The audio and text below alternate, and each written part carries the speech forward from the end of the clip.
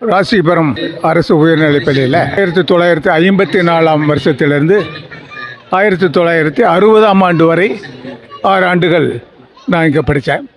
SSLC 1960ஆம் ஆண்டு எழுதினேன். கல்லூரியில் படித்து பிறகு நான் ஆசிரியர் பணியில் 7 ஆண்டுகள் புதுப்பாளையம் என்ற கிராமத்தில் உயர்நிலைப்பள்ளியில் ஆசிரியராக இருந்தேன். தமிழ்நாடு சர்வீஸ் கமிஷன் குரூப் 1 எழுதி டெப்டி கலெக்டர் ஆனேன். 1980 மாவட்ட வருவாய்த்துறை அதிகாரியாக பணியாற்றினேன் சிவகங்கை மாவட்டத்தில். 1988 எனக்கு ஐஏஎஸ் பதவி கிடைச்சது.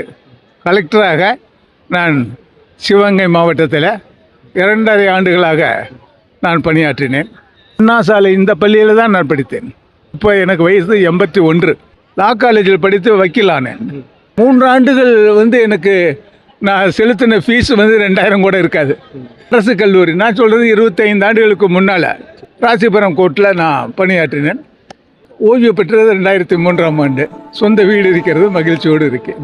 இந்த பள்ளியில் படித்த நினைவுகள், எனக்கு பாடம் சொல்லிக் கொடுத்த ஆசிரியர்கள் எல்லாமே ரொம்ப சிறப்பாக பணியாற்றினார்கள். அவர்கள் தான் என்னை வழிநடத்தினார்கள் என்று பெருமையோடு சொல்லிக் கொடுத்தேன்.